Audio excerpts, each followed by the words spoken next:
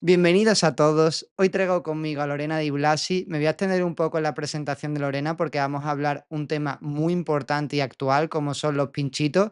No podemos decir la palabra back y lo que le sigue, pero bueno, todos creo que sabemos a lo que nos referimos cuando digo pinchitos, porque es que YouTube si no nos censura. Lorena Di Blasi está licenciada en biotecnología, ha trabajado en la industria farmacéutica especializándose en calidad de fármacos y ha sido auditora externa. Actualmente trabaja en el CONICET, que para el que no lo sepa, en España es como el CSIC, es decir, un centro de investigación del Estado. Y nada, Lorena, la primera pregunta que te quiero hacer es ¿qué tal estás? ¿Cómo te encuentras? ¿Qué tal, Nando? Bueno, muchas gracias por este espacio. Acá estoy bien, a pesar de, bueno, de todas las vicisitudes que estamos viviendo junto con la doctora Marcela Sangorrim, pero acá estamos de pie.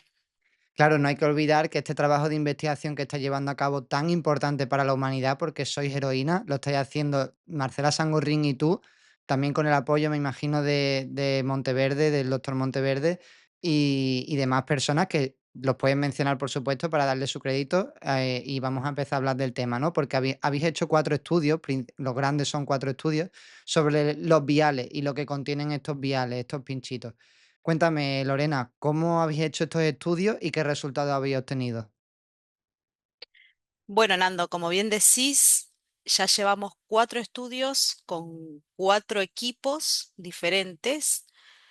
El primer estudio lo empezamos en 2022, luego de que la justicia acá, la fiscal Valeria Panoso, no nos dé lugar a un pedido de secuestro de viales que pedíamos que se analicen de manera oficial en una causa que estaba abierta acá en Neuquén, donde vivo yo, Argentina.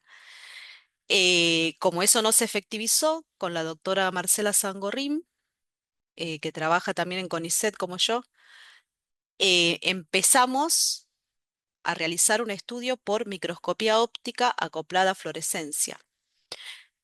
El laboratorio donde trabaja ella cuenta con este equipo, por lo cual ese estudio lo hicimos nosotras eh, con viales de estos pinchitos que nos facilitaron enfermeros, médicos, desde los lugares de inoculación, ¿no? Los vacunatorios.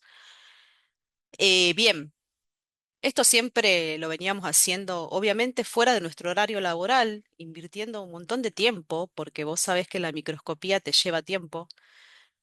Además, implementar protocolos de limpieza para saber que lo que estábamos viendo provenía de la muestra y no de una contaminación ambiental.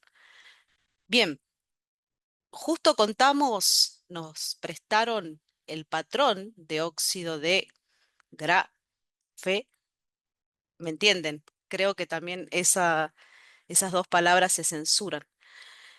Es decir, esta sustancia en su estado puro, un estándar de alta pureza de la marca Sigma Aldrich. Como esto ya se había reportado en España justamente por el doctor Campra y en Inglaterra también por otro grupo de investigación, y como contábamos con ese patrón, dijimos, bueno, vamos a comparar la morfología de estas partículas que empezamos a encontrar en las marcas Pfizer, CanSino, AstraZeneca y Sinopharm. Hasta ese momento contábamos con estas 4 marcas. Empezamos a observar y a ver todo este material particulado. Y sabiendo que este óxido de Gra tiene un amplio espectro de fotoluminiscencia por su estructura química, al tener simples y dobles enlaces que están intercalados, esto hace que esos electrones libres le dan esa propiedad al compuesto. Este compuesto no es una molécula discreta, es toda una malla. Bien, entonces justamente, primero vimos este patrón y el microscopio cuenta con 5 filtros de fluorescencia, es decir, cada uno de esos filtros trabaja en un rango de longitud de onda. Y no todas las moléculas son fluorescentes, y la característica de este material es que fluoresce con esos 5 filtros, vos ves fluorescencia, y con diferentes colores. Con el filtro 2 se ve celeste con el filtro 3 verde, con el filtro 5 rojo y así. Entonces, eso es un patrón de fluorescencia de ese compuesto. Bueno, gran cantidad de las partículas del material particulado que está dentro de estas sustancias presentan el idéntico patrón de fluorescencia que el GO, que el óxido de grafe. Entonces, esto fue, digamos, como una reconfirmación de lo que ya se venía encontrando, y algunas partículas presentan otro patrón de fluorescencia, es decir, que no es el único material que está presente, y otras no fluorecen. O sea, ahí ya tenemos al menos tres materiales diferentes, pero sí se destaca que la cantidad de material particulado es elevada dentro de las muestras. Nosotras trabajamos con las muestras sin diluir. Y bueno, fuimos haciendo muchas observaciones, diferentes condiciones, modificando el pH. Hay muchos datos que ni se publicaron, pero que uno cuando está experimentando hace diferentes pruebas, ¿no? Bueno, este estudio entonces lo repetimos frente a un escribano o notario público, no sé cómo se dice en España. Él fue a nuestro laboratorio, estuvimos toda una jornada. Él llevó su cámara, fue sacando las fotos tanto del patrón como de estas sustancias, de las diferentes marcas, viendo que estábamos trabajando con agujas estériles, jeringas estériles para sacar la muestra, todo el material limpio. Bien, entonces esta persona lo que hace es certificar que lo que estamos diciendo es cierto, ¿no? Bueno, entonces ahí se labra un acta notarial y eso lo presentamos ante la justicia, tanto en un amparo que había acá en Mar del Plata, en el juzgado número 4 a cargo del juez Alfredo López. Se presentó esto ahí porque en ese amparo se pedía que al menos se suspenda la inoculación en los niños. Eh, Eso se presentó en esa causa y actualmente en todas las que están iniciadas acá en Argentina, tanto civiles como penales. Bien, después dijimos, bueno, vamos a avanzar, como ya varios colegas de otros países, como Alemania, Canadá, inclusive en Argentina, ya habían realizado microscopía electrónica de barrido acoplada a dispersión de rayos X. ¿Cómo es esta técnica? Eh, Vos tenés que poner tu muestra en el portaobjetos, se le realiza un baño, nosotros trabajamos con baño de oro. Janina Jajima en Rumania también hizo este estudio, usó otro baño diferente, pero la técnica es la misma, ¿no? Entonces, luego, la microscopía electrónica, obviamente, a diferencia de la óptica, te permite ver mayores aumentos. O sea, pudimos ver partículas del tamaño nanométrico y micrométrico también, porque uno va jugando, obviamente, con los aumentos durante el estudio. Este estudio no lo realizamos nosotras, porque esos equipos, como microscopio electrónico, los manejan personal especializado. Por ejemplo, yo manejo un cromatógrafo líquido acoplado a masas y estoy capacitada para manejar ese equipo y tengo que hacer el mantenimiento. No va a venir otra persona externa a usar el equipo porque son equipos muy costosos y de alta complejidad. Bueno, entonces nosotros tomamos un servicio en la Universidad de Roca, que está cerca acá de Neuquén, en el IIPG, que es un instituto de CONICET que brinda servicios. CONICET brinda servicio a través de una sigla que se llama STAN. Yo también brindo servicios, por ejemplo, analizando plaguicidas en muestras de agua, por darte un ejemplo. También analizo cannabinoides en muestras de aceites. Entonces vos me encargas a mí ese servicio, lo realizo a través de CONICET y yo te tengo que dar un informe donde yo me hago cargo de los resultados. Esto es muy importante, lo explico para que después se entienda lo del sumario. Bien, entonces nosotros pagamos ese servicio y el dinero, ¿de dónde surgió? Como no tenemos subsidios ni ningún proyecto para esta investigación porque la realizamos de manera independiente. Ese dinero lo aportó la comunidad y así venimos trabajando hace casi 6 años. Para cada cosa siempre juntamos dinero entre la comunidad y si hay que pagar algo, se realiza de esa manera. Claro, aquí me gustaría recalcar el hecho de que ningún gobierno está financiando un estudio oficial sobre lo que contienen estos viales, estos pinchitos. Y tenéis que hacerlo extraoficialmente, o sea, como has comentado, en vuestro tiempo libre y fuera del horario laboral. Es muy fuerte esto que está pasando, ¿no, Lorena? Claro, y vos fíjate que en el caso de la microscopía electrónica, yo sí le expliqué a, a los doctores que realizaron el estudio, les dije de qué se trataba y ellos no tuvieron problema, porque sí nos pasó en otros lugares de querer hacer algún estudio y cuando vos decías que se trataba de estas sustancias, nos cerraban las puertas automáticamente, no nos respondían más los mails, si nos habían mandado un presupuesto quedaba todo ahí congelado. Bien, entonces, la verdad que brillante el trabajo de Martín Parada, que fue una de las personas que estuvo viendo las muestras, porque fue todo muy exhaustivo, eh, deteniéndose en cada partícula que encontrábamos, y tenemos decenas y decenas de fotos, porque vos pensás que vos te focalizás en una partícula, el haz de electrones incide en una zona de esa partícula y después el equipo te arroja la composición de la partícula en esa zona. Vale, justo en esa Entonces, zona. claro, de una misma partícula a veces podíamos tener 5, ¿sí? Espectros, se denominan espectros, a estos picos que te arroja el equipo y que te dice hay silicio, hay titanio, hay cobre y la proporción. La mayoría de las partículas está constituida por carbono, oxígeno y algún otro elemento.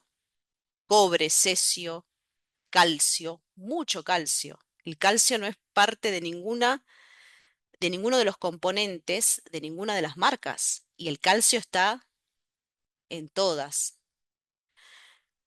Y descontando, ¿no? Porque después vos siempre haces blancos de tus muestras.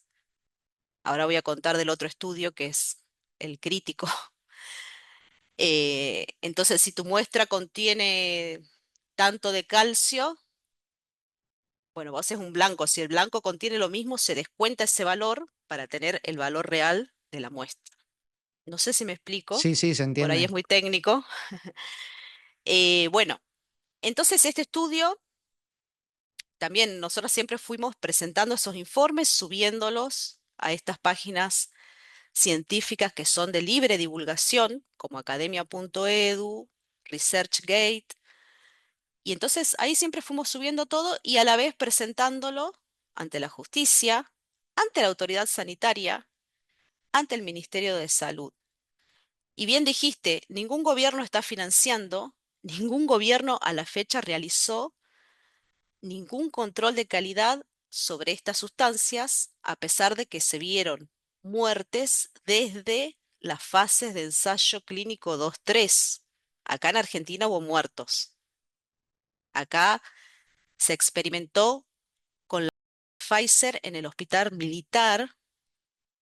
Hubo muertos y se escondieron esos muertos. Y hay un abogado que participó de los estudios estos, Augusto Rux, que trabaja en la Corte Suprema de Justicia, miren ustedes, y él, la causa de él es una de las más avanzadas porque él llegó lejos, llegó a la FDA, llegó a que su sangre se analice en otros lugares, eh, y él, digamos, fue también pidiendo que se muestren, por ejemplo, muchas irregularidades, entonces tiene mucha documentación de lo que ocurrió ahí adentro. A él le dio una pericarditis. Entonces, bueno, todo es importante de ir viendo y que uno no viene haciendo estos estudios por un capricho, o por... No, y que está hecho de forma profesional, o sea, que es que no es un estudio de alguien en su casa, o sea, que está hecho además con medios del CONICET, que es un centro de investigación oficial.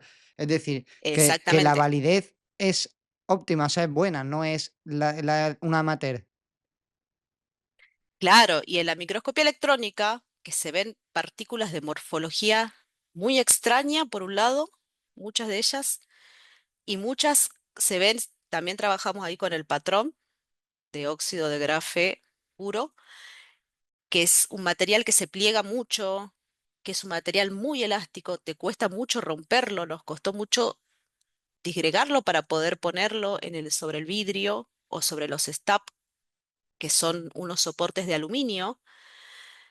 Inclusive vos sabés, hablando de esto, nosotros hicimos muestras sobre vidrio y sobre aluminio, porque como nos daba, primero hicimos sobre vidrio, como nos daba boro, y el vidrio tiene boro, dijimos, bueno, vamos a ver si ese boro tal vez sea del vidrio. Bueno, trabajemos sobre los soportes de aluminio y el boro sigue apareciendo. Es decir, uno fue haciendo muchas cosas para corroborar que lo que íbamos encontrando era cierto, no voy a publicar cualquier cosa. Bien, entonces, en AstraZeneca, por ejemplo, se ven muchos de estos que le llaman pañuelitos, muchas láminas de carbono, oxígeno y cobre, mucho cobre. Eh, bueno, vimos de todo, hasta estructuras muy rígidas también con hierro, con más de 50% de hierro, aluminio, gadolinio, mucho silicio, mucho titanio. Bien, entonces, después de que obtuvimos nuestros resultados y encontramos 10 elementos químicos que no están declarados en ninguna de las fórmulas, ¿sí? Pero que no están libres, están dentro de nano y micropartículas. Bien, entonces, ¿qué hice?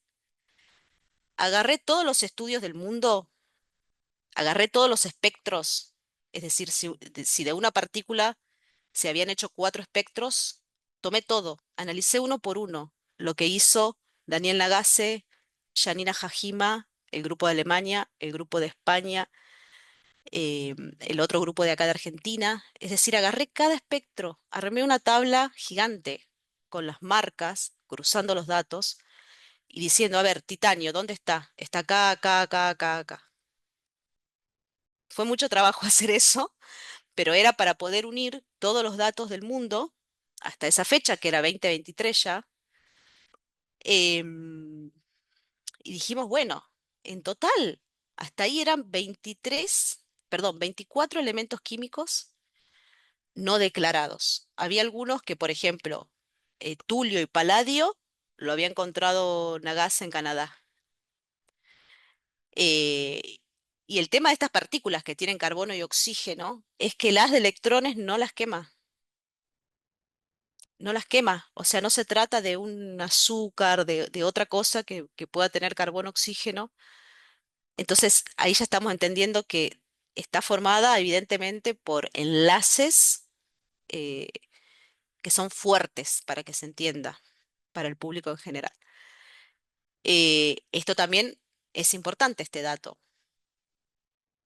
Bueno, como ahí vos trabajás con la muestra inmovilizada, no puedes ver el movimiento de estas partículas, pero yo lo he visto por microscopía óptica, Ricardo Delgado lo vio, eh, un montón vimos, la doctora acá Liliana Celada en Bolivia. O sea, somos mucha gente la que venimos observando y viendo cómo las partículas de una manera perfecta se van ordenando. Esto también lo viene observando el doctor médico David Nixon en Australia y venimos todos compartiendo material. Matt Taylor también en Ecuador. Bueno, em, entonces esto lo puedes ver cuando está, digamos, lo que le llaman la gota fresca, ¿no? Y este es el tercer estudio que hicisteis. Ese fue el tercer estudio. Vale, y el Eh, último es el cuarto, que es el crítico, ¿no? no, no, no, perdón, ese es el segundo estudio. Ah, vale, el segundo, Disculpa, vale. ese es el segundo estudio. Esto se presenta en el juzgado de Mar del Plata, lo presento, voy yo personalmente. Había gente del Ministerio de Salud, había gente de la autoridad sanitaria, INAME ANMAT, y ellos dijeron que ellos no iban a hacer ningún análisis de ningún vial que ellos controlaban contra la documentación. Pero esa documentación, que es el certificado de análisis de origen que viene acompañando a cada lote, ¿sí? Nunca lo vimos. Está pedido en nuestra causa, a la 12096/2023, está pedido hace 9 meses. Ellos tienen un plazo de 15 días y no responden, y son impunes, y la justicia tampoco hace nada. O sea, es ilegal, no pueden hacer eso, te tienen que dar una respuesta, ¿no? Claro, pero aparte ellos dicen que ellos aprobaron contra eso. Ese certificado lo que tiene es, bueno, qué control de calidad se le realizó al producto y qué resultado te dio, y el resultado tiene que cumplir con la especificación. Estos productos no están codificados en ninguna farmacopea del mundo, no tienen monografía, nadie sabe qué controles de calidad se le realizaron. Esto es importante a nivel GMP, buenas prácticas de manufactura. Bien, entonces, em, el tercer estudio fue el de ICP Masa. Este estudio tampoco lo realizamos nosotras porque este equipo, el ICP Masa, está en Córdoba, en un instituto que se llama ICITAC, que también es de CONICET, y elegimos ese lugar porque averiguamos en varios lugares, pero este era el que tenía más cantidad de patrones puros, de elementos. O sea, ellos tenían todos los lantánidos, entonces podíamos comparar. Hay otros laboratorios que tenían pocos elementos, pocos estándares, y nosotros queríamos ver la mayor cantidad posible. Inicialmente dijimos, bueno, estos 24 que ya están detectados, cuantifiquemos, o sea, este equipo te permite detectar y cuantificar la cantidad. Cuantifiquemos qué cantidad hay de estos elementos para ir más profundo. Bien, el técnico dice, pero esperen, hagamos algo mejor. En vez de buscar esos 23, hagamos un barrido de todo lo que contienen las muestras, y capaz que aparece algún otro que no están contemplando, cuantifiquemos todo lo que aparece. ¡Wow! Cuando se hace ese barrido, ahí aparecen muchos más elementos, como el europio, el disprosio, que antes no los habíamos detectado, porque claro, vos por microscopía electrónica tomás una gotita de 10 microlitros y la dosis es de 0,3 mililitros, Es ¿sí? Que poquísimo, son claro. 300 microlitros. Y en el ICP tomamos 200 microlitros, o sea, casi el tamaño de una dosis. Obviamente, si tomás más volumen, al ser evidentemente este material heterogéneo, eh, porque tiene todas estas partículas, solo que a nivel nanomicro, bueno, cuando tomás un volumen y haces el análisis, te aparecen, nos aparecieron mucha más cantidad de elementos de la que esperábamos. Más o menos alrededor de 100 es la cifra. No, 55 elementos químicos entre las distintas marcas que no forman parte de las fórmulas, Vale. ni del ARN mensajero que declaran, ni de los fosfolípidos, Claro, ni del porque ahora que colesterol. has mencionado el ARN mensajero, ¿no habéis encontrado ARN en ninguno de los viales analizados o sí? Ese estudio específico nosotros no lo hicimos, pero sí lo hizo acá el doctor Juan Garberi. Él mandó a secuenciar los primers a Corea para ver si podía amplificar ese ARN mensajero. O sea, primero hacer una extracción, una purificación del ARN y después amplificarlo por PCR. Bueno, él siempre nuestro factor limitante fue el número de muestras. Él contaba con 3 muestras. En ninguna de esas 3 muestras, que eran de diferentes marcas, lo encontró. No pudo amplificarlo en ninguna. Claro, un segundo, Lorena. Ahora que has mencionado que una de las dificultades es la muestra, cuéntame por qué es difícil conseguir muestras, porque creo que esto hay mucha gente que dice, oye, pero no debe ser tan difícil conseguir pinchitos para analizarlos, ¿no? Viales. ¿Por qué os cuesta a un centro de investigación del Estado conseguir viales y muestras? Y acá en Argentina dependimos de la buena voluntad de estos profesionales de la salud que viendo los daños a la salud y las muertes y que acá había algo raro, dijeron, bueno, acá tienen, por favor, para analizar. Y como acá el control no es tan exhaustivo como en Francia, hay colegas de Francia que no pudieron, que querían hacer estos estudios y no podían sacar eh, los viales del sistema, está todo controlado. Lo mismo en Estados Unidos. Los que consiguieron en Estados Unidos fue muy, muy por izquierda, pero allá no es como acá, allá está todo más controlado. Entonces hay muchos colegas que querían también analizar y no tenían el material. Claro, y también y cuando las farmacéuticas te dan un vial, te dan a lo mejor los que ellos quieren y ahí lo mejor ahí no contiene nada raro, ¿no? Mirá, esa observación eh, está buena. Acá Martín Monteverde, en el año a fines de 21, inicios de 22, él está en Santa Fe, en otra provincia. Ellos analizaron 49 viales. Él junto a Liz y Lisandro, que son biotecnólogos. Bien, en esos 49 viales, en todos hay material particulado. Nosotras habremos analizado acá 20. En todos hay material particulado. El doctor Marcelo Dignani, que es psiquiatra, que vive en Buenos Aires, como él trabajaba en el hospital, tenía acceso y tenía un microscopio en su casa, entonces él sacaba muestras, él analizó 60 viales, todos con material particulado. Ricardo, otros tantos, no sé cuánto va analizando. El mismo caso, la doctora Celada. Es decir, cuando uno empieza a sumar, no encontramos ningún vial que vos digas no tiene material particulado, no tiene fluorescencia. Eh, por lo menos a la fecha, todos los que sacamos muestras tienen estas características. Ujú, vale. Y perdona que te interrumpí antes con lo del siguiente estudio, ya el cuarto, que es el vuestro, ¿no? El tercero, El perdón. tercero, El vale. tercer estudio es el de ICP Massa, Ujú, que se hizo en Córdoba, que se pagó un servicio, es muy costoso. Estas muestras son muy costosas. Esto costó más de 1 millón de pesos argentinos ya hace más de un año. Eh, Bien, ahí contábamos con 13 viales y algunos pudimos hacer duplicados. eh, Otros el volumen se gastó en la puesta a punto.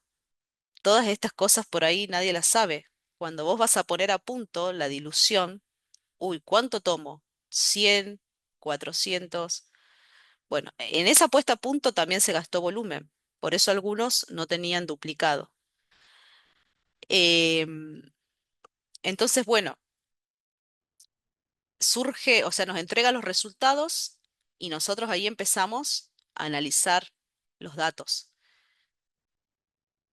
Una de las cosas que observamos es que dos muestras del mismo vial, tomando el mismo volumen, los resultados eran diferentes. Había elementos que acá aparecían y acá no, o que acá aparecían en una cantidad y acá en una cantidad muy pequeña. Y vos para hacer estadística, yo no puedo promediar 30.000 con 50. Hay mucha dispersión. Bueno, entonces dijimos, ¿cómo presentamos estos datos tan dispersos? ¿Por qué aparecen tan dispersos los valores? Y es bastante lógico si te pones a pensar que esos elementos forman parte de partículas de distintos tamaños que están distribuidas en todo el volumen y que cada vez que tomes una cantidad de muestra vas a tomar diferentes partículas, por lo tanto, diferente cantidad de elementos químicos y diferentes elementos químicos. Bueno, esa fue nuestra conclusión del estudio. Y dijimos, este estudio es exploratorio, hay que tomar mayor cantidad de muestras, el gobierno lo tiene que realizar. Pero ojo, que acá ya estamos encontrando todo esto, ¿eh? Y ojo, que para lo que es eh, nanotecnología, nanotecnología, pero cuando hablo de la nanotecnología es muy amplia. Se puede aplicar en el campo, no sé, de una pintura para un auto hasta una arcilla o, bueno, o nanotecnología farmacéutica. Y hay desarrollos, pero que no están aprobados para uso humano, como quantum dots, como todo el tema de la optogenética, que ahí es donde se utilizan estos elementos, porque uno tuvo que empezar a investigar dónde se usa el europio, el disprosio. Ah, mira vos, se usa para formar estas nanopartículas y cada elemento tiene una función y no necesitas cantidades exorbitantes de cada elemento para formular esas nanopartículas. Ojo, porque esa es una de las cosas que cuestionan. Ah, la concentración que encontraron es muy pequeña. Sí, es pequeña. No está libre el elemento. Entonces nosotros presentamos este trabajo, luego nos llaman de una revista de Estados Unidos si queríamos publicarlo en inglés y dijimos sí, por supuesto. Bueno, empezamos la revisión, o sea, teníamos que transcribir todo el inglés, presentarlo, ellos empiezan a hacer las correcciones, nos revisan, hay cosas que las quitan, como el tema del control de calidad de los pinchitos, que era algo que yo quise poner porque me parecía importante, pero ellos dicen, no, esto es muy, muy teórico, dejemos todos los datos crudos, todos los datos. Bueno, o sea, hubo revisión por parte de otros colegas de otros países y bueno, luego lo publicamos. ¿Y qué pasó? Fue el trabajo con más vistas de todo el mundo. Fíjate, en inglés, el vuestro, qué flipante. Y una pregunta, Lorena, porque claro, mucha gente se estará preguntando, vale, hay cosas raras dentro de los viales y dentro de los pinchitos. ¿Es tan perjudicial como puede parecer? Porque hay mucha gente que va asegurando que en esas cantidades, sean pequeñas o grandes que había encontrado, son perjudiciales. Pero eso se puede demostrar, claro, vuestro estudio no estaba focalizado en las consecuencias que pueden tener esos componentes, sino simplemente en hallarlos, ¿no? En conocer cuál es la composición del vial. Pero ¿se puede decir o deducir si eso es peligroso de alguna manera? Sí, fíjate que nuestro estudio, en la introducción, donde vos tenés que darle un marco teórico a este informe, nosotros ponemos ahí, citamos ya otros informes que hay. Hay un trabajo científico donde muestra los millones de muertos post, lo dije, los millones de muertos post, eh, porque lo que se está viendo es la sobremuerte. Vos tenés una tasa de mortalidad por país y viene un aumento después del año 2021. Acá en Uruguay mostraron oficialmente ese aumento, el Ministerio de Salud lo mostró, acá en Argentina no, dejaron de mostrar los datos de mortalidad, pero uno lo está viendo además. O sea, además de que esto se vuelque en un estudio científico, estamos viendo todos los días gente, 40 años, cáncer, 10 años, cáncer, eh, 30 años, que una mujer que ya deja de menstruar, que quedó estéril. Esto se está viendo en el día a día. Entonces, esto es algo nuevo, no podés evaluar, decir, ah, hay tanta concentración de cobre, a ver el cobre, ¿cuál es la toxicidad? No, no puedo hacer eso porque ese cobre no está libre. Además es inyectable, no es lo mismo oral que inyectable, que una crema tópica o algo que ingresa por vías respiratorias. Claro. O sea, la vía de administración es importante. Es un inyectable, va directo a la sangre. ¿Me explico? Y has hablado de muertes, pero claro, todos los efectos secundarios también, como mencionaba, y todas esas enfermedades, incluso crónicas irreversibles, que han provocado, eso ya es, o sea, es una consecuencia bastante negativa. Es decir, que algo peligroso tiene que ser eso que contiene. Sí, fíjate que nosotros, Somos acá en Argentina, o sea, todo este grupo de investigadores, somos los que venimos anotando, llevando un registro de todas las personas dañadas y que además vienen, muchas de ellas tienen iniciadas causas civiles y penales. Entonces ahí también, o sea, uno que viene cargando esos datos ve los daños a la salud de gente que era sana, totalmente sana, y después de esto, algunos a los 15 días, otros en el momento, digamos, inicial, otros a los 15 días, otros al año, otros al año y medio.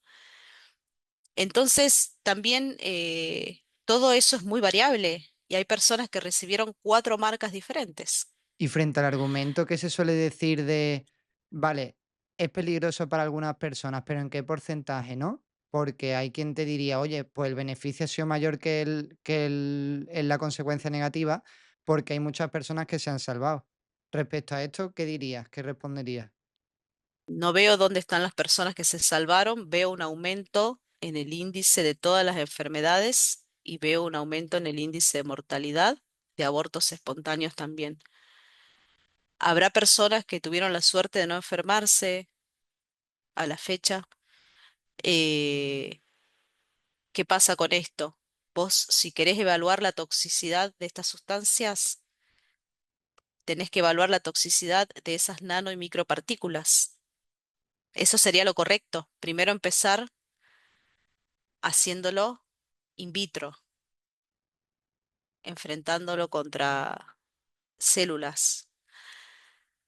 Pero bueno, esto también es una locura porque lo que uno está intentando es que esto se frene. Claro, no, claro, Claro, lo que venimos intentando hace un montón es frenar esto, porque si ya sabemos que es tóxico, aunque no conozcamos con exactitud el DL50, la dosis letal 50, aunque no conozcamos nada, otra cosa gravísima, sabemos que las empresas mintieron en la fórmula. Eso es gravísimo, eso es inadmisible. Yo trabajé en la industria farmacéutica y lo más importante era que tu fórmula de un producto no la podés adulterar. Si vos decís tiene A, B, C, D en esta y esta cantidad, eso es inviolable. Eso es inviolable. Bueno, acá se violó todo. Acá se violó todo. y sin consecuencias, porque yo no veo ninguna multa a la farmacéutica. Nada, si nuestros brillantes diputados y gobernantes se encargaron de firmar leyes para darles inmunidad legal, para entregar la inmunidad soberana, que es un concepto jurídico internacional, para darles, otorgarles secreto de confidencialidad. Los contratos se firman en la órbita del Ministerio de Defensa. El formato de los contratos es el de compra de armas. Esto lo logró investigar Augusto Rux, el abogado que te contaba. Y a la fecha acá, los únicos que conozco que pudieron obtener esos contratos, que yo me encargué de leerlos, fue Ecuador.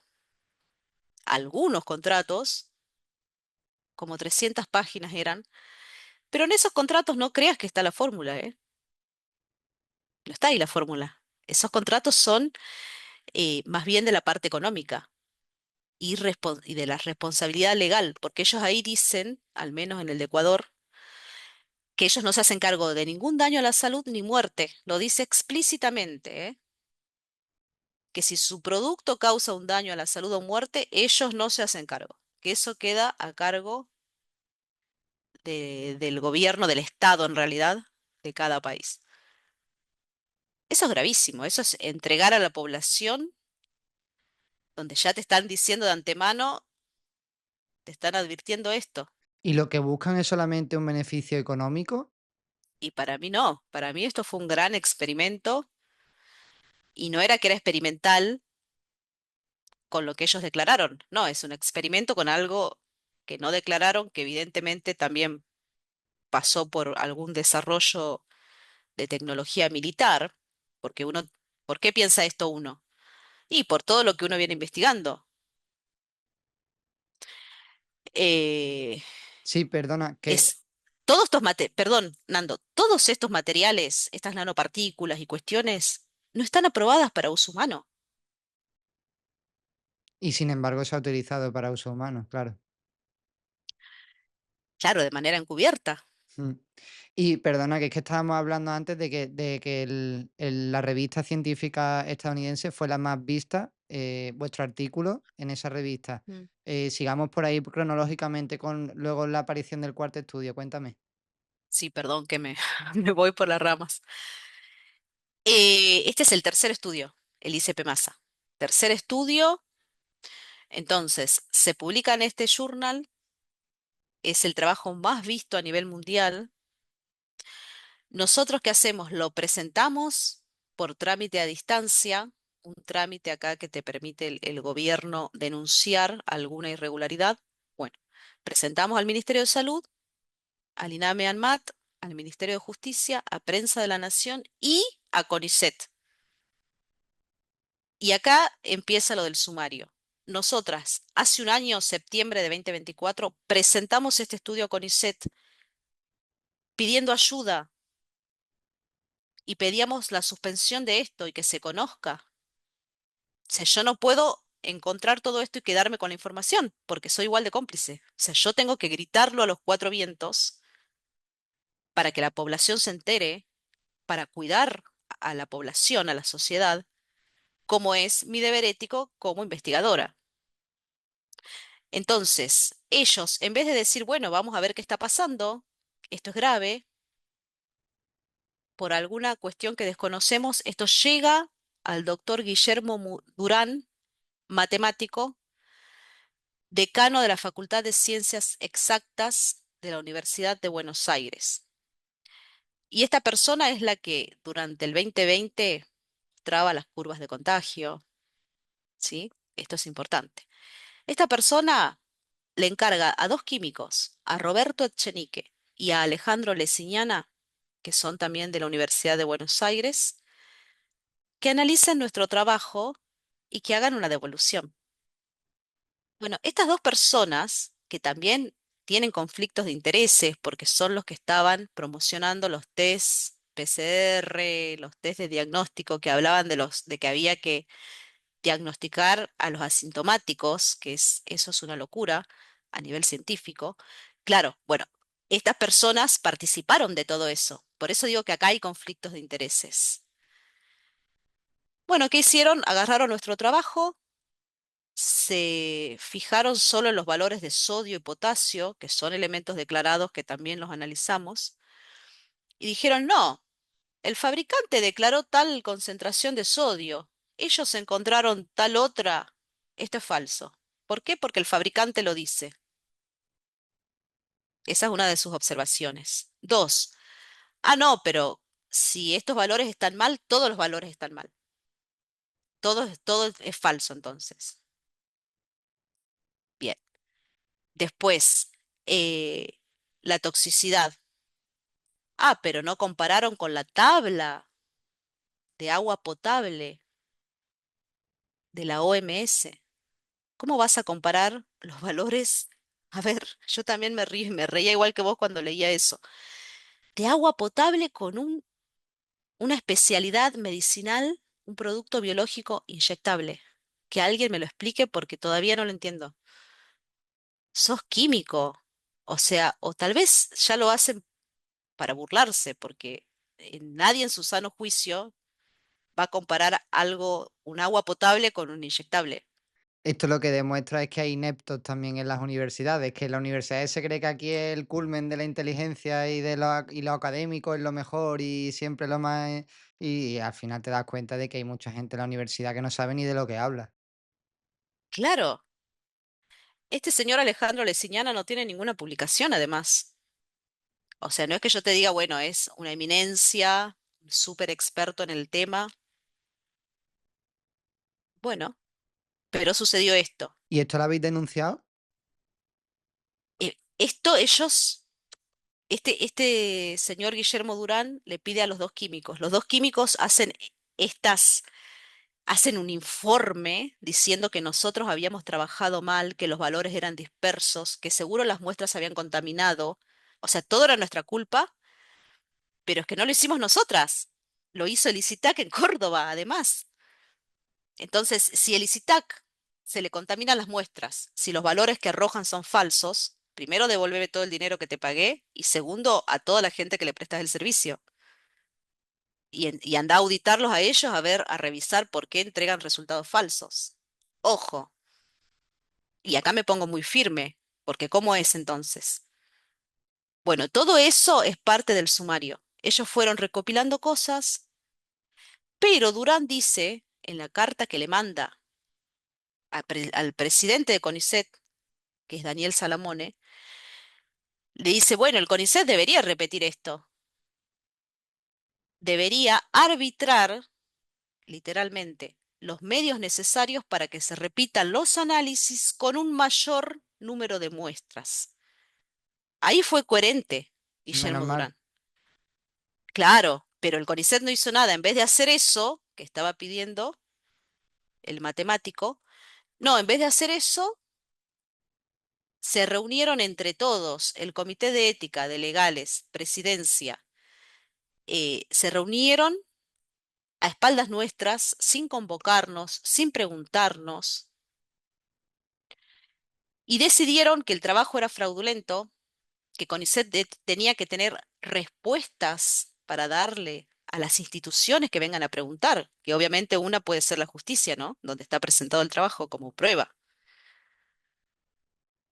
Como no logramos el análisis oficial, a ver, no hay un fiscal valiente que vaya y secuestre esos viales. Se ve que no existe, son todos cómplices. Y esto ya lo digo porque ya hablé con una cantidad bárbara de fiscales y ya declaré ante 7 jueces en diferentes instancias. Entonces, bueno, ellos deciden esto y que esto era eh, factible de que se nos haga un sumario. Pero nosotras no, esto pasó en marzo de este año. Nosotras no estábamos al tanto de esto. Cuando nos ponemos a revisar las respuestas a los trámites a distancia, porque queríamos hacer otra denuncia más, encontramos esa respuesta de parte de ellos, con todo esto que te comento, y entonces urgente mandamos un correo a Daniel Salomone pidiendo una audiencia para esclarecer todo esto y que estén presentes Durán, Leciñana, Echenique, Elizabeth Schelling, Liliana Sacco, todos los que participaron de esta decisión, más nosotras, más el doctor David Nonis, que es uno de los autores del trabajo, biólogo molecular, que trabaja en California, pero es argentino, el doctor Martín Monteverde, que es médico, también autor del trabajo, eh, y abogados de nuestro lado y otros investigadores también de nuestro lado y médicos. Bueno, hagamos el debate que nunca se hizo. Bueno, en vez de otorgarnos esa audiencia, nos abren el sumario a los 2 días. Eso fue lo que pasó. Nos abren un sumario donde no está claro el tipo legal, nadie sabe por qué nos están sumariando. Entonces yo le digo a la sumariante, Mariana Fernández, le digo, bueno, pasame la vista del sumario, bueno, toda la documental. En esa documental está esta carta, está el estudio de los químicos, está una carta de mi director donde él dice, Lorena no hizo esto en horario laboral, ella lo hizo de manera independiente. De hecho, yo nunca nombro a CONICET en el trabajo. O sea que me están acusando de algo que no hice, están dando a entender que usamos recursos de CONICET, que lo hicimos en horario laboral. ¿Y por qué digo están dando a entender? Porque eso está escrito en las notas que ellos van enviando. Y en toda esa documental aparece un print de pantalla de la página maldita.es, donde dice que nuestro un trabajo fraudulento. Ahora, acá te pregunto yo a vos, Nando, ¿podés explicar lo que es maldita.es? Vos como comunicador, Sí, es un verificador de información que se llama, bueno, todo es privado, le pertenece a una persona, a un empresario, no le pertenece al gobierno, eso que hay que tenerlo claro, O sea que puede haber un interés detrás, una ideología detrás que quiere transmitir y es un verificador de información que supuestamente lo que hace es una noticia o un estudio o lo que sea que se ha hecho viral por algún motivo, lo analiza, lo investiga y ve si lo que se está diciendo en ese estudio o en esa noticia es verdad o no. Pero claro, es que además en el artículo de maldita.es que os menciona a vosotras y vuestro estudio y vuestro análisis, dice preguntamos a un experto, a uno, y dice, un experto ni siquiera dice el nombre, ni la formación que tiene, ni en qué es experto, ni en nada, y dice, le hemos preguntado a un experto y dice que ese estudio no tiene ninguna validez porque no se ha hecho con los métodos que se tenían que hacer con no sé qué.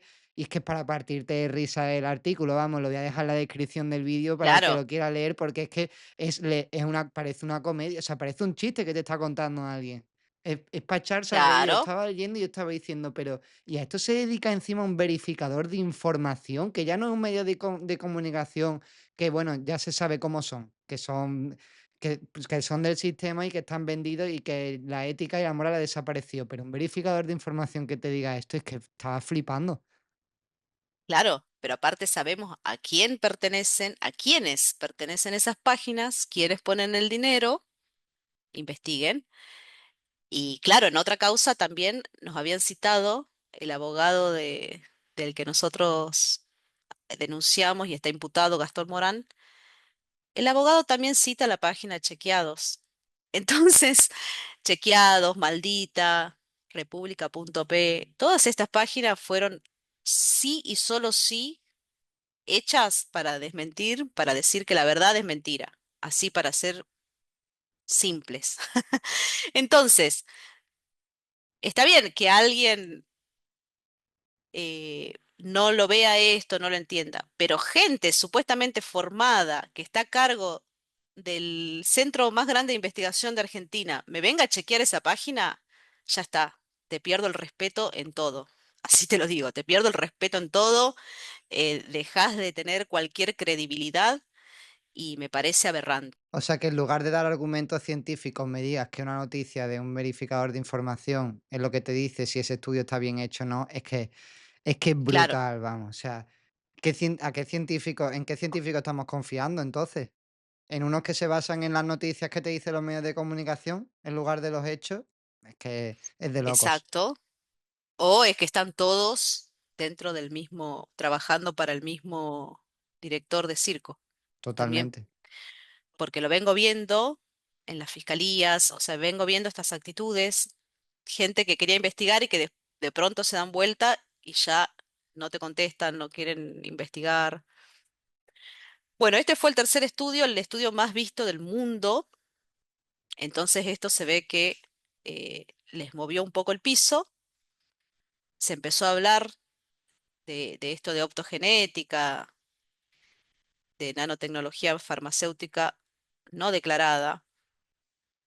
Bien, nos inician el sumario y nosotros, el cuarto estudio, que es re importante también, es el estudio de Morphology G3, que lo hicimos después de, o sea, presentamos el de ICP Massa y al otro mes ya estábamos encargando este estudio porque dijimos, wow, estas muestras no son homogéneas, no cumplen uniformidad de contenido, como lo indica la farmacopea. Esta es una exigencia para cualquier producto, ya sea un comprimido, o un inyectable, o un jarabe. El contenido debe ser uniforme, si no, imagínate que vos vas a tomar una cucharada de jarabe y vas a tener 300 miligramos del compuesto y la otra cucharada 500. No, la dosis tiene que ser igual Claro.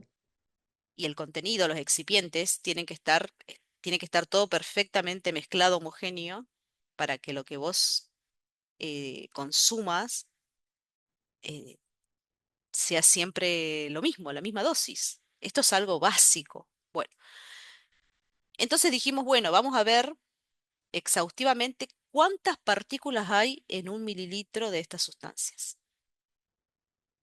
La farmacopea te dice que no puede haber más de 600 partículas mayores a 25 micrómetros y 6.000 partículas mayores a 10 micrómetros. Ese es el límite. Material particulado en inyectables no lo digo yo, lo dicen todas las farmacopeas del mundo. Bueno, acá encontramos en Pfizer 66.000 partículas por mililitro y en Sputnik 77.000 partículas por mililitros. Y este equipo que se hizo en una empresa privada, CAS Instrumental, donde también se pagó el servicio, donde también hubo que poner a punto, primero, esto creo que nunca lo conté, lo íbamos a hacer por un equipo que se llama Raptor, que yo estuve investigando y dije, wow, este equipo Raptor me cuantifica partículas, me arroja la morfología, el tamaño, pero claro, cuando quisimos hacerlo por ese equipo, las partículas, hay partículas tan alargadas que interferían en la medición y por Raptor no lo pudimos hacer. Entonces ahí pasamos al Morphology G3, que es como un microscopio, pero que te mira las partículas de toda la muestra. Entonces, y tenemos las fotos de todas las partículas de distintos tamaños. Lo único que la limitación de este equipo es que te mide de 0,5 micrómetros al orden de los milímetros. O sea, el material nano, que lo vimos por microscopía electrónica, no podés verlo acá. Por eso todos los estudios son complementarios. No es que un estudio te va a mostrar todo. Con Morphology G3 vimos la cantidad de material particulado elevadísima en la totalidad de la muestra, ¿sí? El tamaño y la morfología de esas partículas. Importantísimo. Creo que esto no lo hizo nadie en el mundo y el del ICP tampoco. Estos dos estudios son exclusivos que se pudieron hacer acá y que sería excelente que lo repliquen otros colegas en otras partes. Bien, eh, esos son los cuatro estudios. Estamos ahora con este proceso de sumario, por decir la verdad, evidentemente. Ya el 9 de septiembre nos llamaron a declarar. Nuestro abogado, el doctor Pablo Roca, viajó de Córdoba a Neuquén para acompañarnos. A él no lo dejaron hablar durante la audiencia. Em, bueno, por suerte, o sea, veníamos charlando y estudiando el tema y la reglamentación y todo, y otros abogados también nos vienen ayudando porque esto siempre es un trabajo en equipo. Acá nos vienen ayudando el doctor Marcelo Soifer, Julio Razona, Miguel Yanolfi, que son abogados, el doctor Roberto Cinta, que es abogado de México, y así venimos trabajando todos en equipos y ayudándonos. Y bueno, en esa audiencia las preguntas fueron muy tendenciosas.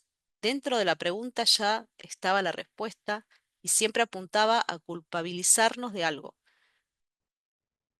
Y la sumariante estaba vía Zoom en Buenos Aires y nosotros, Pablo y yo, por ejemplo, primero declaré yo y después Marcela.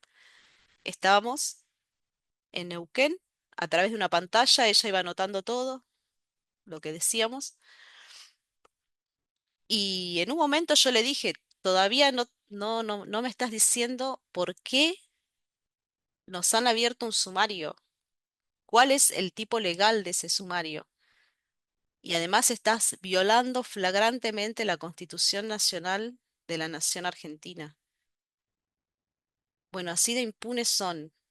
Ahora estamos esperando porque ellos tienen que decir el motivo del sumario. Claro, no te lo dieron, ¿no? No te dieron una respuesta. No, no está digamos, si vos, no sé, cometés un delito, y eso está tipificado en el Código Penal, ¿verdad?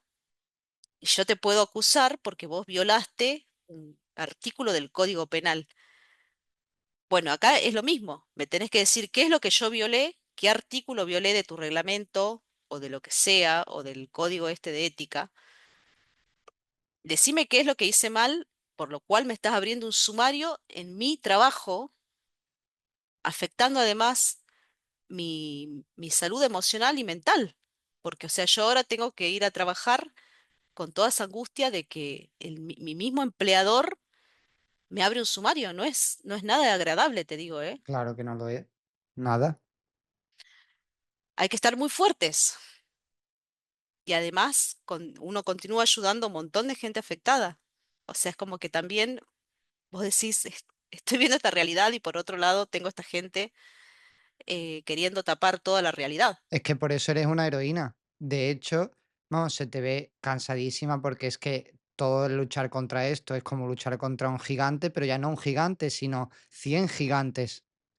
Y me imagino que tú tendrás familia, que esto le pasará también factura, que esto no solamente te afecta a ti y al equipo que lo habéis hecho, o sea, esto afecta también a todos los de alrededor y todo por una buena causa. O sea, la gente muchas veces dice, es que esta persona lo hace por maldad, pero ¿qué gana esta persona? ¿Qué gana Lorena, por ejemplo, haciendo esto, Marcela? No ganan nada, al contrario, pierden, de hecho, pierden. Pero es también la Perdemos. búsqueda de la verdad y hacer lo que nadie se atreve a hacer, que por eso sois heroína. Claro, y uno dice, bueno, a ver si ahora se analizan de manera oficial estas sustancias. Uno como que encima sigue teniendo, ¿no? Esa esperanza. Bueno, ahí veremos. Lo que sí en la audiencia fuimos con toda la verdad y fuimos con toda la fuerza y había preguntas que eran tan tendenciosas como a mí me decían, bueno, ¿usted sabe que los productos farmacéuticos llevan una trazabilidad? Sí, por supuesto que lo sé. O sea, ahí me querían decir como que yo había robado esos viales, ¿no? Supongamos.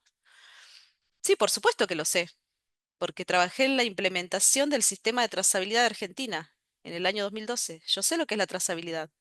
Y acá se violó todo, porque vacunaban en un gimnasio, en un boliche, en un bar, en la calecita, en la calle, y esas muestras, las etiquetas no tienen el data matrix, que es un código que se implementó acá, no tienen nada. Tenían lote, vencimiento, no tienen el GETIN, Que encima lo hicieron todo de forma ilegal. Es que ya todo. Entonces, ¿de qué me vas a venir a hablar de trazabilidad? Por favor, seamos adultos. Entonces, bueno, realmente fue muy, muy dura esa audiencia. 3 horas casi estuve declarando yo primero y después Marcela, 3 horas casi.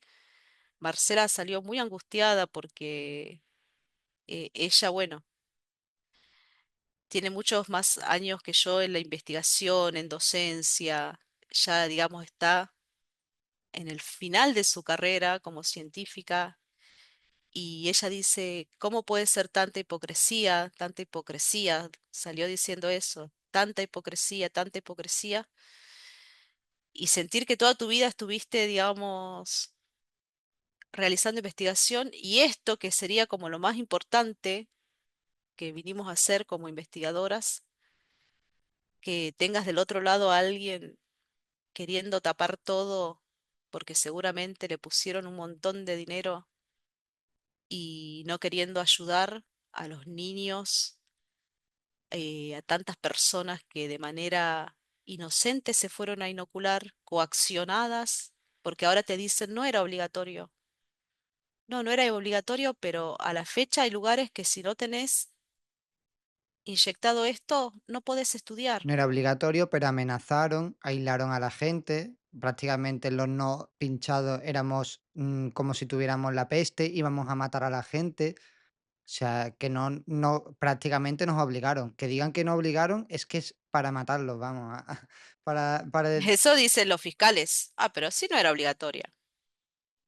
A mí ya me lo dijeron varios fiscales. y toda la presión social se olvidan. Es que yo creo que se olvidan completamente de lo que pasó. Yo creo que en su cerebro ocurrió como una película distinta. ¿Será? No lo sé. Sé que bueno, que está sucediendo esto, que es injusto, que te agradezco por tu espacio, por la divulgación, por la difusión de esta información, porque esto nos afecta a todos, porque esto es a nivel mundial. Y ahora muchas cosas van a salir a la luz y están saliendo a la luz. Quienes te tenemos que dar gracias somos nosotros a ti. Gracias, Nando. Yo creo que ahora es como, bueno, ¿de qué lado estamos, no? O sea, éticamente, ¿del bien o del mal? ¿De mentir o de decir la verdad? Es como que ya no hay muchas más opciones. O sea, hay que elegir, tomar una posición y, y bueno, ir por eso.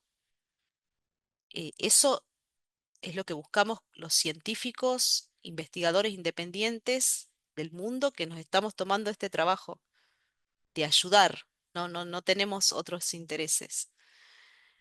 Así que bueno, acá estamos, vamos a seguir y, y Y gracias. la pregunta del millón, Lorena, ¿a los niños hoy en día les pincharías alguna, aunque No, sea alguna suelta, o ninguna? ninguna, porque ya, o sea, bueno, ahora hablamos solo de esta enfermedad, pero nosotras analizamos frente a escribano público 2 veces, o sea, tenemos 3 actas notariales en total, analizamos la cudenga, la de la gripe, Istivac, analizamos suero fisiológico, todo frente a escribano, todo esto contiene material particulado fluorescente.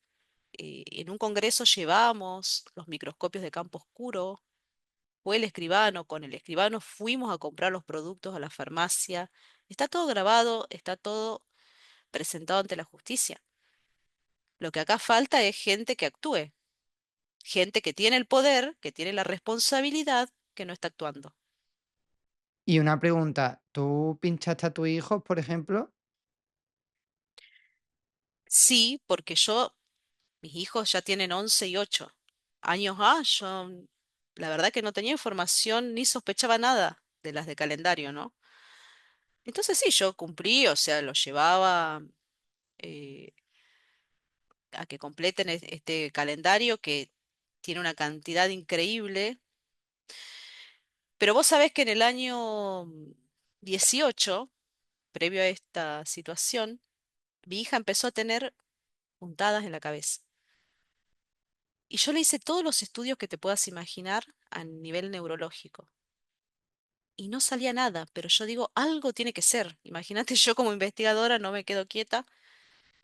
Y empecé a investigar, investigar, y ahí me empecé a dar con estudios que hablaban de que los pinchos de calendario generan hiperactividad, mi hija era muy hiperactiva, autismo, bien, y esta inflamación a nivel, digamos, cerebral, porque estos metales, específicamente los metales pesados, van al cerebro y provocan neurotoxicidad, provocan una inflamación.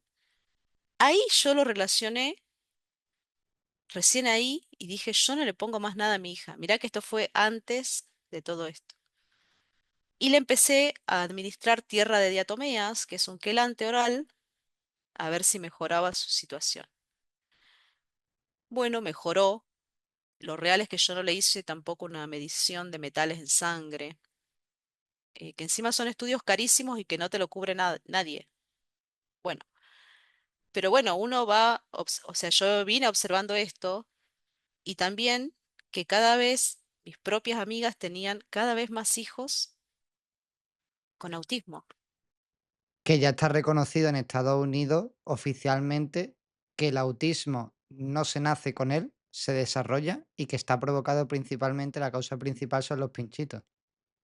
Exacto. Y eso el mismo día, mientras estábamos en la audiencia, sucedía eso en el Senado de Estados Unidos. Fíjate, el mismo día, el 9 de septiembre. Anda, qué fuerte, qué bueno. Claro, o sea, vienen pasando muchas cosas en simultáneo. Y una pregunta, Lorena, o sea, porque mucha gente seguramente se pregunta, oye, se sabe que todos los fármacos, todos los medicamentos tienen efectos secundarios. Entonces te quiero preguntar, ya que has trabajado en la industria, ¿cuándo se considera un Mm. medicamento, un vial seguro? Porque efectos secundarios se sabe que va a tener, pero ¿qué pasa? Que eso es un porcentaje que se dice, oye, pues al 80% no le va a pasar, entonces ya se considera seguro. ¿O cómo va eso? Mirá, hay toda una serie de trámites, o sea, cuando una molécula ya está desarrollada, estudiada y tiene todos los ensayos, todas las etapas de ensayos clínicos, eh, acá en Argentina generalmente se copian fórmulas de otros países. No hay tanto desarrollo, ¿sí? Pero supongamos que alguna molécula que ya está aprobada, no sé, en Europa, se quiere elaborar acá, un medicamento, una especialidad medicinal. Bueno, tiene que pasar por todas las etapas de lo que es el registro. Pensemos primero que para que esa molécula se apruebe, tiene que ser probada in vitro, in vivo, en rata, conejo, se tiene que ver todo. O sea, cuál es la farmacocinética, la farmacodinamia, todo eso es previo a que se apruebe, yo digo la molécula o el principio activo, para que se entienda, que es el que causa el efecto. Bien, pero después de eso, por ejemplo, para registrar el producto, vos tenés que presentar todo, las técnicas analíticas de control de calidad con que vas a analizar las materias primas, por un lado, que lleva ese producto, el producto intermedio, que es la mezcla antes de que se envase, y el producto terminado. O sea, son diferentes técnicas analíticas para ese producto. Además, tenés que presentar proyecto de estuche, proyecto de prospecto, todo lo que es la bioequivalencia, los ensayos de estabilidad. Son carpetas así de grandes las que se presentan a la autoridad sanitaria y después de que lográs eso, tenés que elaborar tres lotes, primero, segundo y tercer lote. En esa etapa, la autoridad sanitaria tiene que estar presente en tu laboratorio viendo que se cumpla con todo. Después no es que ellos van a controlar la calidad de tu producto. Vos sos responsable, tenés un departamento de control de calidad. O sea, una vez que tu producto, esos tres lotes dieron bien, recién ahí podés sacar al mercado el producto. Pero cada lote antes de que salga al mercado tiene que tener su control de calidad y su control de proceso en la parte productiva. Si falla algo en el proceso, se da aviso. Si algo no cumple en el producto final, ese lote no puede salir al mercado y ahí se evalúa, para no tirar todo, si se hace un reproceso o no, o se tira todo. O sea, son todas cosas de la industria farma y bueno, esa es la manera en que siempre se trabajó hasta en 2020 para mí ya se viene violando todo. Claro. Todo ese proceso, por ejemplo, en el tema de los pinchitos de la enfermedad de 2020, pues se saltó todo ese proceso, ¿no? Porque además, ¿cuánto de media suele estudiarse los efectos a largo plazo de un pinchito? Porque había gente que yo he escuchado decir a médicos que son 10 años, otros que 3, otros que 7. ¿Eso hay una media? No hay una media y creo que a la fecha de estos pinchitos muy pocos se deben haber evaluado. Ellos mismos están reconociendo hoy en día que nunca hicieron controles exhaustivos en estas sustancias. A diferencia de otros medicamentos que sí vienen años de ser estudiados, que llevan el control de calidad. Acá fíjate, acá en Argentina ingresan y nadie les controla nada a otras de calendario que se importan y se inyectan directamente. Se confía plenamente en el elaborador y la bajada de línea más grande viene de la OMS, de quien depende la OPS, que es la Organización Panamericana de la Salud, y acá se sigue a rajatabla sus manuales y muchas veces el ministerio a nosotros nos respondió con manuales de la OMS, de la OPS, donde ellos dicen, ustedes tienen que confiar en estas sustancias, pero es así, ¿no? Literal. Después te paso para que leas y, y veas cómo es. En nuestro trabajo en español está citado este manual y yo lo puse porque me parece increíble cómo ellos te dicen que vos tenés que confiar como autoridad sanitaria en lo que ellos están diciendo que es seguro efectivo, pero que después ellos no se hacen cargo si vos como autoridad sanitaria no te encargás de realizar el control de calidad.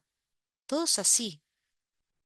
Y en ese manual ellos lo toman como una Biblia, que es específico de pinchitos. No estoy hablando de otra cosa, específico de pinchitos. Entonces, en ese manual van bajando todos los lineamientos de cómo los países, especialmente los de tercer mundo, como Argentina o México, Perú o Bolivia, cómo debemos obedecer y como no tenemos la capacidad, dicen ellos, de realizar estos estudios, nos subestiman, entonces que dejemos en sus manos este control. Así lo dice el manual. Es realmente increíble. Es una locura. Entonces, estos son años, esto viene de años, esto es todo, digamos, el tema pinchos es un gris, el control de calidad. Sí, y que no lo hemos mencionado antes, pero es verdad el argumento que yo escuché, bueno, sobre todo a José Luis y a Ricardo, que decían, vamos a ver si un ministerio de defensa, un ejército está para proteger a tu país. Lo primero que debería hacer un país que compra pinchitos a un tercer país es analizar qué contiene eso, porque a lo mejor en su país están poniendo, vale, el pinchito cuya composición ellos dicen que tiene, pero a lo mejor aquí están poniendo otra con otra composición para la población cargársela o hacerle o que tenga enfermedades crónicas o degenerativas. O sea, y ningún país, ningún ejército de ningún país del mundo se atrevió a hacer esto o lo hizo. O sea, es muy fuerte lo que estamos viviendo porque se podría utilizar como arma perfectamente el pinchito. Sí, es lo que está sucediendo. Y el caso más alevoso para mí es Cuba. Cuba supuestamente tiene su propio pincho que es la Soberana. Y Marcela conoce una investigadora que trabajó en el desarrollo de la Soberana. Pero resulta que la Soberana que le colocan a la gente también está generando muertes, Magnet pega todo. Entonces, ¿cómo? ¿La soberana? ¿Qué pusieron ahí adentro? ¿Pusieron la soberana o pusieron otra cosa? Porque a mí ya me da que pensar cuando escucho los testimonios de los cubanos que me llegaron, videos. Entonces, esto también es impresionante. ¿Y por qué la cudenga en el líquido diluyente que ellos declaran agua con cloruro de sodio, que yo no tendría que ver nada a un microscopio óptico, porque la sal esta es 100% soluble, es un compuesto iónico soluble en agua, que es polar, algo básico que tiene que entender cualquiera? Bueno, ¿por qué veo partículas alargadas, fluorescentes, material particulado por doquier, como otra, como un gel blanquecino en el fondo? ¿Por qué estoy viendo eso ahí? ¿Por qué declaran una cosa y ponen otra? ¿Qué es esto? Y todo lo que va derecho a sangre. Así que así es, Nando. Y una pregunta, Lorena. Creo que esta respuesta se puede deducir de lo que has comentado antes, pero ¿la industria farmacéutica funciona igual en todos los países? O sea, todos, por ejemplo, tienen que seguir las mismas leyes y normas para aprobar un fármaco y para sacarlo al mercado. Sí, en general sí. Yo te digo porque cuando yo fui auditora interna y externa, es decir, iba a auditar laboratorios donde, digamos, donde yo trabajaba, había productos que se elaboraban en otros lugares. Bueno, yo tenía que ir a revisar que esté ahí todo bajo control con nuestra legislación. Ahora, yo tuve que estudiar la legislación de Colombia, de Brasil, de Perú, es decir, de INVIMA, de DIGEMID, o sea, de los diferentes lugares, y en general son todas muy parecidas las legislaciones.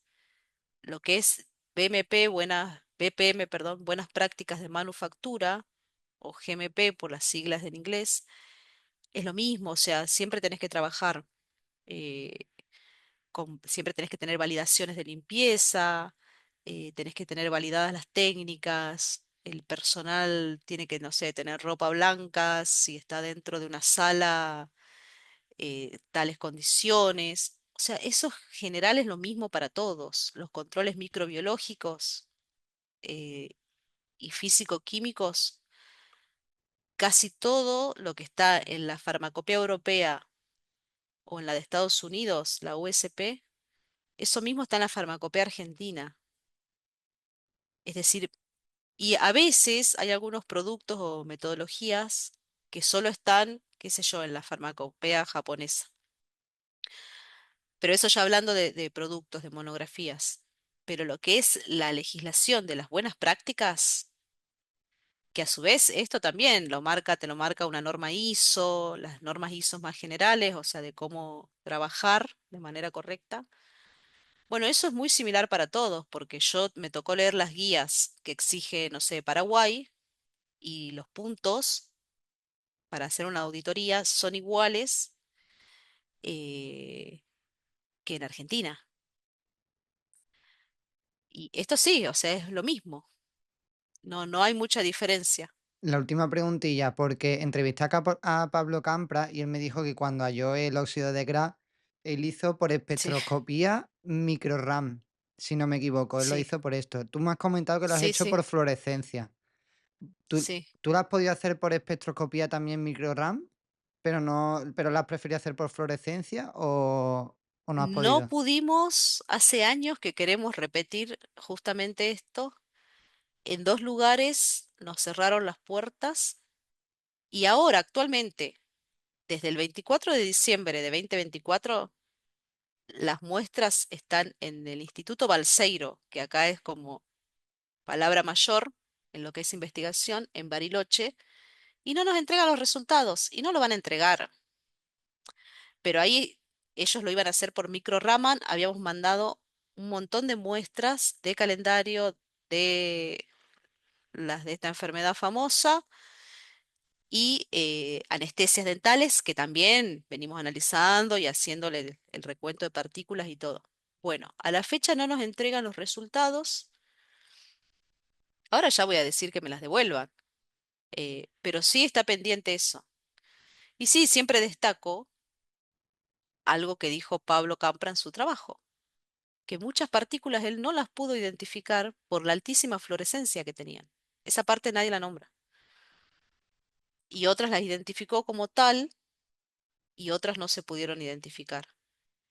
Y esto mismo veíamos nosotros, partículas, con la misma fotoluminiscencia que el GO, y además el material este puede ser, puede presentarse en láminas muy finas o muy gruesas. Cuanto más fina es la capa, mejor apreciás esa fluorescencia. Eso también lo fuimos viendo en la práctica, ¿eh? Yo nunca había trabajado con este material de esa forma. Sí, tengo otra publicación con este material, pero por otro tema ambiental. Entonces, bueno, eh, hay mucho trabajo de campo acá.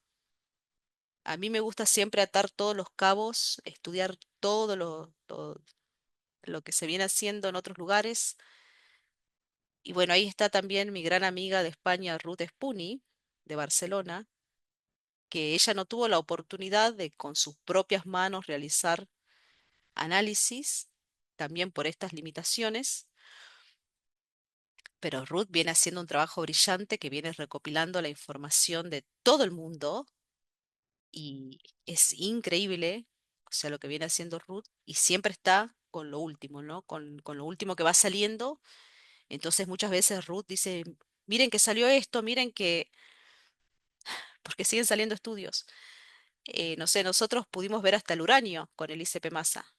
Elementos más pesados que el uranio no se detectan. Bueno, pero ahora están haciendo otro tipo de espectroscopía donde aparentemente también hay elementos más pesados que el uranio en esos viales. Solo que con este equipo no lo estábamos viendo, detectando. Entonces hay más todavía, ¿no? No es que... y bueno, eso, o sea, ese trabajo en equipo, la verdad que es hermoso porque de manera desinteresada nos colaboramos todos, nos pasamos material, estamos siempre viendo qué más podemos hacer, cómo más podemos seguir indagando, ayudando. Y bueno, Y a nivel personal, Lorena, ¿cómo te encuentras? Porque claro, después de tanto tiempo investigando, luchando contra todo este sistema a nivel judicial, todo el tiempo que le dedicas a la investigación, me imagino que te escribirá mucha gente preguntándote soluciones. ¿Qué es lo que vaya sí, hallando? Que tienes que ir poniendo a la gente al día de lo que vas consiguiendo descubrir, hablar con Ricardo, con tu amiga aquí de Rus, con Martín Monteverde, con toda esa gente. Eso es una inversión de energía y tiempo que además a tu sí, edad, teniendo familia e hijos, pues es que es un desgaste muy gordo. Por lo menos tienes la sí. conciencia tranquila o cómo te encuentras. Tengo la conciencia tranquila. Esto es muy importante lo que me preguntás de la conciencia. Porque yo empecé a hacer esto porque empecé a sentir un malestar en el 2020 que yo sentía que algo tenía que hacer. O sea, era como una energía que sentía que no podía estar más en mi casa. Empecé a salir todos los días a la plaza, afuera, a explicar, a decir, todos los días, porque fue como una cosa que mi propio ser me decía, no podés quedarte estática. Eh, y estoy muy agotada después de todo el sumario porque fueron muchos días de tener que estudiar un montón de cosas y también de la parte legal, que uno tuvo que aprender un montón acá. Estos años creo que son los años de mi vida que más estudié, que más estudié, más temas, más cosas diversas. Y además tengo mi trabajo, que es un trabajo que me implica estar con diferentes líneas de investigación y también estudiando diferentes temas para poder, digamos, yo desarrollo metodologías también, entonces es un trabajo también de investigación, también a veces técnico, pero que te lleva mucha cabeza, mucha energía, como decís vos. Y bueno, también nos vamos sosteniendo entre todos, cuando uno está agotado, el otro sigue, esto también sucede. A Marcela le agradezco porque jamás me soltó la mano en estos años, a pesar de un montón de cosas que uno tuvo que pasar, ¿no? Eh, y bueno, eso es muy valioso y siempre seguimos, ¿no? Como equipo, trabajando en equipo, siempre, siempre, siempre. Y tejiendo redes, estamos como conectados con gente de todos lados y ahora se está viendo ese apoyo, eso es hermoso, Qué que bueno. espontáneamente colegas de otras partes empezaron a mandar videos sin que uno lo pida, empezaron a mandar videos de apoyo y bueno, eso es gratificante y bueno, esto sí es muy cansador, yo estoy bastante agotada, eh, así que bueno, y sí tengo hijos chiquitos y sí tuvieron que crecer con todo esto y ellos saben todo y también levantan la voz. Eh, ¿Te apoyan tus hijos?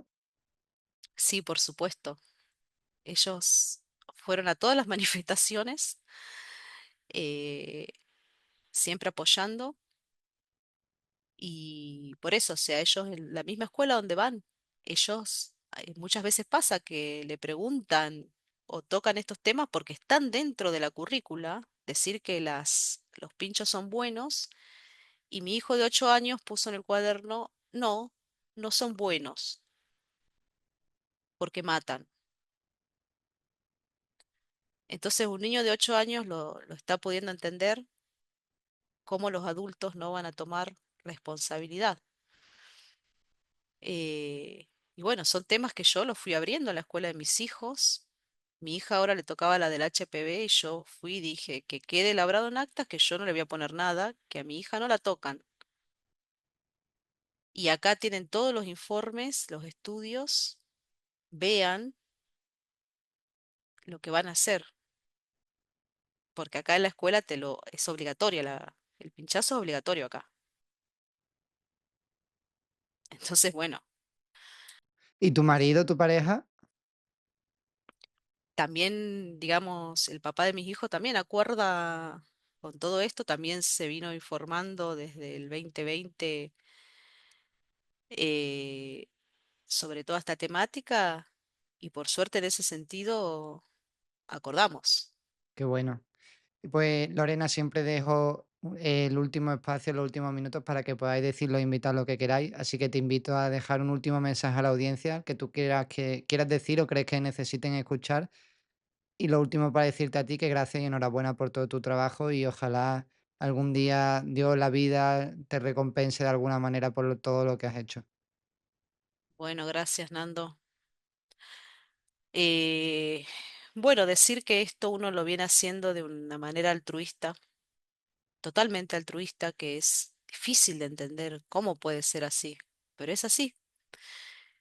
y que es mucha energía y mucho tiempo y que es por todos. Entonces lo que ahora me gustaría decir es, bueno, del otro lado, ¿qué vas a hacer con toda esta información? ¿Te vas a poner de pie, vas a decir basta, vas a exigir, no vas a hacer nada? ¿Qué vas a hacer? Esto para mí es importante porque entre todos tenemos que decir que no. No puede ser que una ley inconstitucional o que una ley vaya en contra de la propia salud y de la propia vida. Eh, entonces me gustaría que reordenemos los valores, que mucho de eso está desordenado actualmente en la sociedad. Entonces empecemos a priorizar lo importante y a poner un orden en las cosas. Eso, Nando, y agradecer porque en estos años nos vienen acompañando muchas personas inquebrantables, firmes siempre, eh, que están siempre. Eso también es maravilloso. Eso, gracias. Pues muchas gracias, Lorena. Ha sido un placer escucharte y también he aprendido mucho contigo hoy, porque te escucho ya en otras entrevistas, en otras conferencias, pero hoy he aprendido cosas que no había escuchado antes. Así que muchísimas gracias por tu tiempo. La verdad que eres muy generosa después de todo lo que tienes encima que me hayas dedicado todo este tiempo. Y te deseo lo mejor y bueno, cualquier cosa que necesites, ya nos puedes hablar a nosotros y aquí siempre tendrás tu espacio para decir lo que sea. Cuando tú saques algún estudio y digas, oye, lo quiero dar a conocer, tú me llamas y hablamos del tema. Bueno, gracias, Nando. Gracias a todos.